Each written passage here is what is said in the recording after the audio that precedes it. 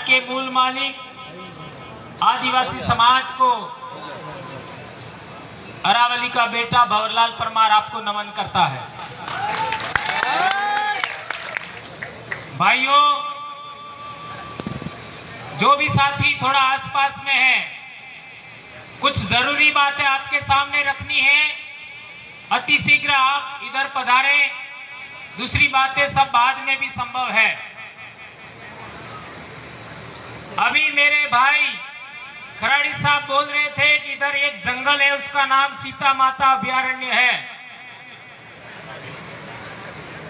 तो मैं आप सबके सामने कहना चाहता हूं कि भील पेले है कि रामायण के पात्र पेले हैं। तो हमें अभी भी थोड़ा कचरा दिमाग में है, सबको साफ कर लेना चाहिए। यदि भील पेले है तो हमें काल्पनिक पात्रों की कोई जरूरत नहीं है। बिल्कुल। हमारे इस इलाके में दिवाली के आसपास एक फल आता है जिसको हमारे आदिवासी भील लोग अनुरू कहें, अनुरा, और इसको फारसी उर्दू भाषा में शरीफा कहते हैं, और हिंदी वाले लोग सीताफल कहते हैं। तो इनमें सबसे पुराना शब्द कौन सा है? अनुरू।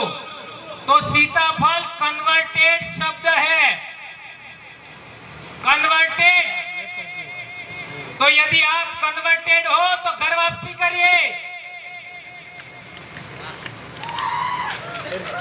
सीताफल वाले कन्वर्टेड हैं, घर वापसी करिए, ये कहना चाहते हैं। अभी बहुत सारी बातें हो रही थी, लंबी लंबी फेंकी गई कि हम लोग आदिवासी समाज के लिए एक हैं, कुछ भी कर सकते हैं, राजनीति से परे हो सकते हैं। तो ट्राइबल एडवाइजरी काउंसिल में आप एक क्यों नहीं है? यदि राजस्थान की धरती पर सभी 17 एमएलए ट्राइबल एडवाइजरी काउंसिल में एक होते तो हम लोगों को लोक संख्या के अनुपात में क्या 5वीं अनुसूची के आधार पर आर्टिकल 244(1) के अनुरूप आरक्षण मिल गया होता। नहीं मिला आपको। इसी आरक्षण की लड़ाई के लिए हमारे ऊपर 7,000 लोगों पर एफआईआर लगाया सरकार ने, और सरकार पूरे देश के इन नेताओं को बुला करके चिंतन शिविर कर रही है। हमारा चिंतन शिविर एक्सेप्ट कर लिया तो हमारे मुद्दों को भी एक्सेप्ट करिए। हम बोल रहे हैं, क्या वो गलत है?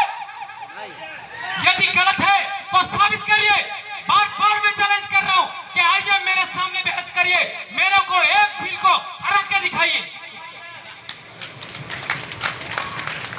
एक बात भी गलत है तो आप लोगों को मेरी बातें तीखी लगती होगी, कड़वी लगती होगी, लेकिन क्या करूं, डीएनए ओरिजिनल आदिवासी का है, भील का है। क्या कर सकता हूं मैं? अभी कुछ परिस्थितियों के बारे में मैं आपका ध्यान आकृष्ट करना चाहूंगा, भले बोलना अधूरा रह जाए। देश भर की परिस्थितियों का हमको आकलन होना चाहिए। देश में रूल ऑफ लॉ चल रहा है। रूल ऑफ लॉ का मतलब है कानून का शासन, रूल ऑफ लॉ। फिर भी सरेआम शासन में बैठे लोग रूल ऑफ लॉ का वायलेशन कर रहे हैं। क्या यह बात सही है कि गलत है? गौ रक्षा के नाम पर बेंगू में हमारे भील को मारा, नीमच में मारा, हमारी बेटियों को नेमावर में मारा, और अभी कुरैश सीवनी में मारा। ये रूल ऑफ लॉ का वायलेशन है या नहीं है? इस पर बात होना चाहिए। एक बिंदु, देश में SC/ST एक्ट 1989 है, इसके बावजूद भी आदिवासियों पर अत्याचार हो रहा है, और इस अत्याचार पर कोई बोलने के लिए तैयार नहीं है। कौन लोग? जिनको हमने चुन करके भेजा है, उनकी बात कर रहा हूं मैं। तीसरी बात, संवैधानिक आरक्षण की सीमा तय होने के बावजूद हम लोगों को राजस्थान शेड्यूल एरिया में, अभी पुलिस भर्ती की बात हो रही थी, 20% दिया। 20%। किसने बोला यह बात? इसी तरीके से गुजरात में प्रॉब्लम है, इसी तरीके से मध्य प्रदेश में प्रॉब्लम है, इसी तरीके से महाराष्ट्र में प्रॉब्लम है। कोई बोलने के लिए तैयार नहीं है। एक और बात, सुप्रीम कोर्ट के ऐतिहासिक फैसले आए। मैं यहां जो भी बोल रहा हूं, अकॉर्डिंग सुप्रीम कोर्ट का जजमेंट 5 जनवरी 2011, कैलाश बनाम महाराष्ट्र सरकार, उसमें कहा गया है कि आदिवासियों को 6000 साल से दमन किया जा रहा है, शोषण किया जा रहा है, आज तक वो जारी है। क्या उस पर हमें बात रखनी चाहिए या नहीं रखनी चाहिए? हम लोग आदिवासी एकता की बात तो करते हैं जनता के सामने, लेकिन जनता के सामने से चले जाने के बाद भूल जाते हैं।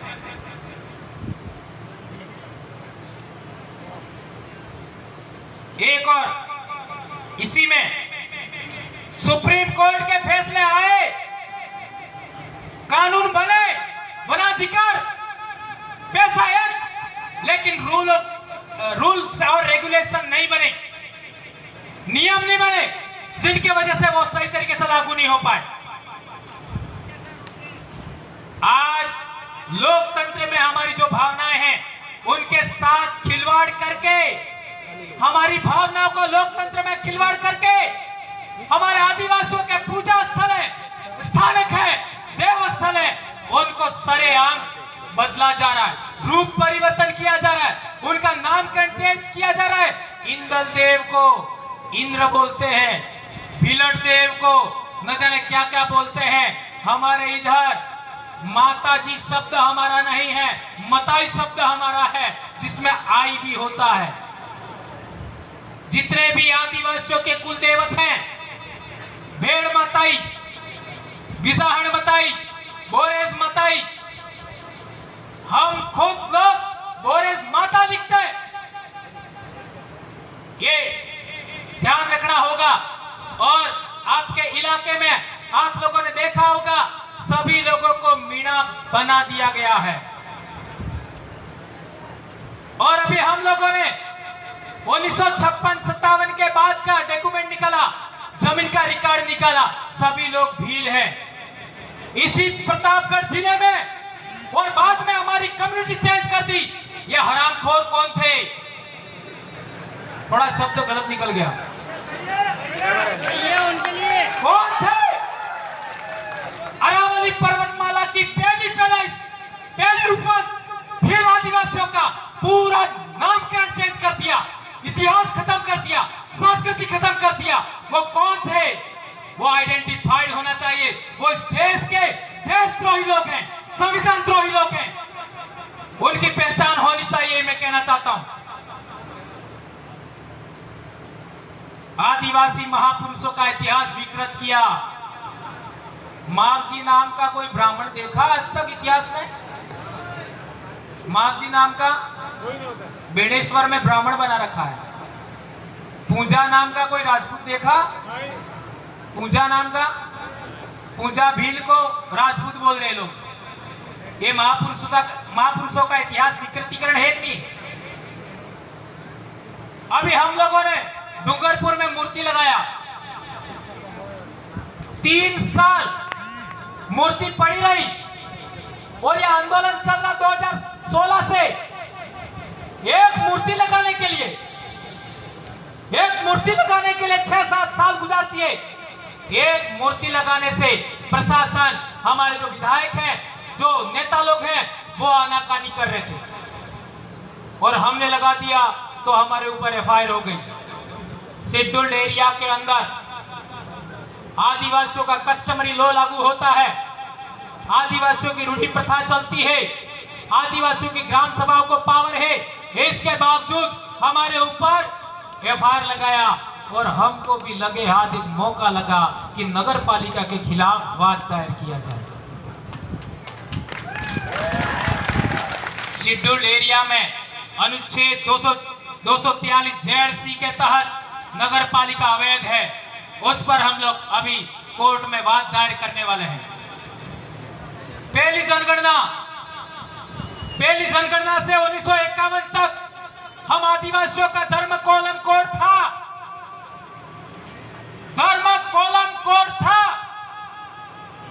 इन लोगों ने आज तक खत्म किया। वो कौन सी सरकार थी जिसने धर्म कोलम कोड खत्म किया? बताइए। ये चिंतन मंथन करने वालों की सरकार थी। बराबर है, गलत है? मैं किसी पार्टी को टारगेट नहीं कर रहा, उनकी मनोस्थिति, उनका चरित्र को टारगेट कर रहा हूं, जिन्होंने हमारे साथ कुठाराघात किया। इसका आप लोगों को जवाब देना होगा, आदिवासियों को, पूरे देश के आदिवासियों को जवाब देना होगा कि पूरे देश में आदिवासियों का धर्म कोलम क्यों नहीं है, धर्म कोड क्यों नहीं है। इस विषय पर मैं कहना चाहता हूं, कॉलम एक खाना होगा, उसको कॉलम कहते हैं, जिसमें हमारा लिखा जाएगा धर्म का नाम, और कोड 1 2 3 4 5 6 7 ऐसा होता है, उसको कोड कहते हैं। कई लोगों को तो कॉलम और कोड क्या होता है पता नहीं। तो होना चाहिए, नहीं होना चाहिए? इन मुद्दों पर आने वाले समय में हमें डेमोक्रेटिक तरीके से जवाब देना होगा, ये मेरा कहना है। एक और महत्वपूर्ण बात, भूमि अधिग्रहण और जमीन विस्थापन आदिवासियों के साथ रोज घटनाएं घट रही है। ये लोग संवैधानिक प्रावधान को नहीं मानते, 5वीं अनुसूची के नहीं मानते, पैसा कानून को नहीं मानते, वन अधिकार को नहीं मानते, ग्राम सभाएं फर्जी बनाते हैं। ताजा उदाहरण हसदेव अभयारण्य, हसदेव अरण्य में क्या हो रहा है, इस पर बात होनी चाहिए थी। इस पर हम लोग पूरे देश के आदिवासी मौन हैं, और वही लोक कल्याणकारी सरकारें संविधान का शपथ लेकर के वो बिजली के लिए आदिवासियों के जंगल जमीन से उखाड़ रहे। एक बार हसदेव अभयारण्य देखिए आप, इस भीषण गर्मी के अंदर आपको पसीना नहीं आएगा।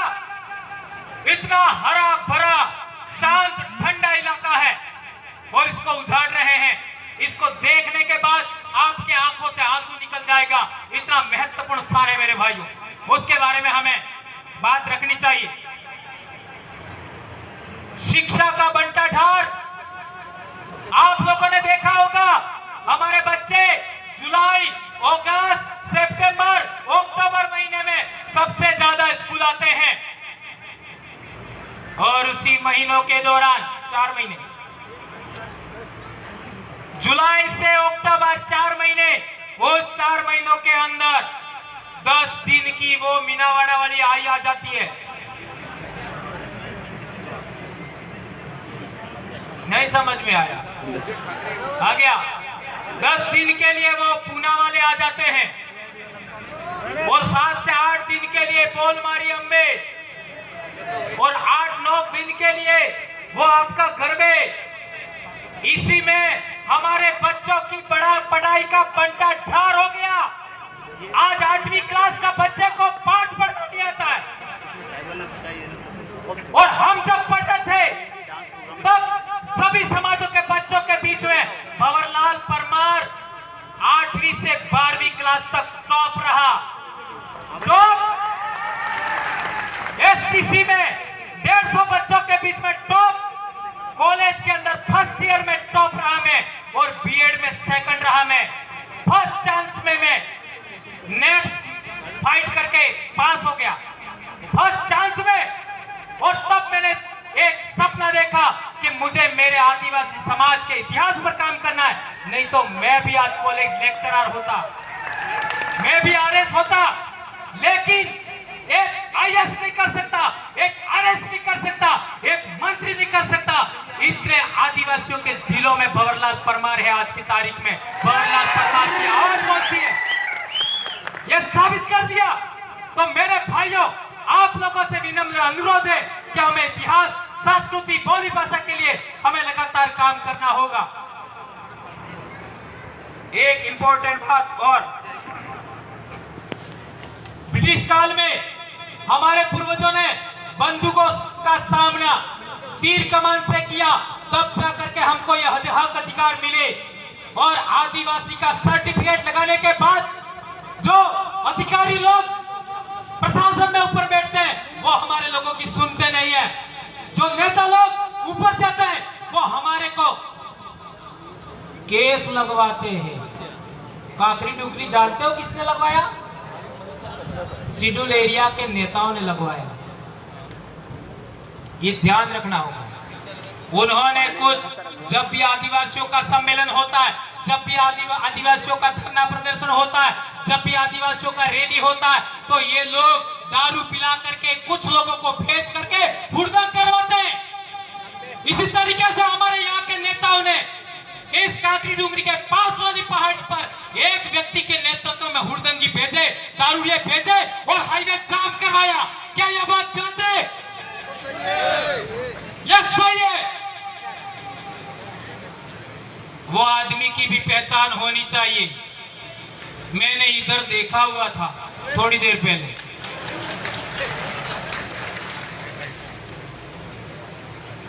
ज्यादा तो नहीं होगा? ये देखकर, ये इतने पॉइंट देखकर मुझे लगा कि लोकतंत्र में आप सड़कों पर बोलने से कुछ नहीं होगा, सभा सम्मेलन करने से कुछ नहीं होगा। आदिवासियों का पूरे देश में संविधान के विरोध में जाकर के, सुप्रीम कोर्ट के फैसलों के विरोध में जाकर के, कानून के विरोध में जाकर के आदिवासियों का दमन हो रहा है। तो अब आदिवासियों को, जैसा डॉक्टर अंबेडकर ने कहा था कि सत्ता के मंदिरों पर कब्जा करिए, सत्ता के मंदिरों पर कब्जा करिए। अब हम लोग इस झाझम से ऐसे नेता पैदा करेंगे जो वहां जाकर के विधानसभा और लोकसभा में इस तरीके से दहाड़ेंगे कि इनको झक मरा करके काम करना पड़ेगा। यह बात मैं कहना चाहता हूं मेरे भाई। अभी बात हो रही थी संरक्षण की, तो जब भी बाहरी आक्रमण होता है, अरब आक्रमण हुआ था 712 ईस्वी में, तब जो सिंध के अंदर कुषाण वंशी लोग थे, गुजरात में गुजरात का जो सौराष्ट्र का इलाका है उसमें शक वंशी लोग थे, वो लोग राजस्थान आए। कुषाण वंशी लोग मिहिर की पूजा करते थे। मिहिर का अर्थ होता है, मिहिर को अंग्रेजी में, संस्कृत में मैत्रक कहते हैं, और इसका अर्थ होता है सूर्य। और उन्हीं लोगों को कन्वर्टेड करके, ब्राह्मणीकरण करके, ब्राह्मण धर्म में लेकर के सूर्यवंशी बनाया। उस सूर्य के वंशज नहीं, चंद्रवंशी बनाया। और वो लोग हमें, हमारा सरेआम दमन कर रहे हैं। तो हम लोग, यहाँ के मूल मालिक आदिवासी लोगों का दायित्व है कि हम लोगों को अब समाज को आगे बढ़ाने के लिए शेड्यूल्ड एरिया के अंदर, शेड्यूल्ड एरिया के बाहर जो दमन होते हैं उन तमाम दमनों का जवाब देने के लिए अब ट्राइबल एडवाइजरी काउंसिल में ऐसे लोगों को भेजना होगा जो हमारे हक अधिकार की बात करे, हमारे समाज की बात करे। यही गुजरात में होना चाहिए, यही मध्य प्रदेश में होना चाहिए, यही महाराष्ट्र में होना चाहिए। पार तापी नर्मदा लिंक किसने क्या किया? हमने थोड़ा प्रदर्शन किया, हम अहमदाबाद गए, लेकिन उन लोगों ने चुनाव तक इसको रोका हुआ है। इसके बाद देखना क्या होगा। एक्सप्रेसवे, बुलेट ट्रेन, हम विकास विरोधी नहीं है, लेकिन आप लोग हमारी जमीन से उखाड़ने के बाद ही आप लोग एक करते हो, ये कतई बर्दाश्त नहीं करेंगे। इसी तरीके से हमारा पानी, कोटड़ा ब्लॉक का पानी अभी मारवाड़ में देने के लिए आपको बताऊं 2 डैम बड़े बड़े बना रहे, 8-8, 9-9 गांव के लोग वहां विस्थापित हो रहे हैं। केवड़िया में हमने देख ही लिया, हंसदे में हम देख ही रहे। तो ये सब बातों के लिए हम लोगों को बोलना होगा, आवाज उठाना होगा। मैं पुनर्जन्म में विश्वास नहीं करता, न ही मैं ईश्वर में विश्वास करता हूं। मैं मेरे पूर्वजों में विश्वास करता हूं, मैं प्रकृति में विश्वास करता हूं, प्रकृति को ईश्वर मानता हूं और पूर्वज को ईश्वर मानता हूं। उनकी शपथ लेकर के मैं कहना चाहता हूं कि मुझे पुनर्जन्म लेना ही नहीं है। इस जन्म में मुझे जितना भी समय मिलेगा मैं मेरे समाज के लिए काम करूंगा। नौकरी जाए भाड़ में, मेरा भाई आ गया है मारवाड़ का, उसकी इज्जत का ख्याल रखना होगा। जय आदिवासी, जय जोहार, जय भील प्रदेश। एक नारा हो जाए, जय जोहार का नारा है, नहीं मजा आया। जय जोहार का नारा है, एक तीर एक कमान, आदिवासी एक समान। आपकी जय, जय जोहार। शुक्रिया।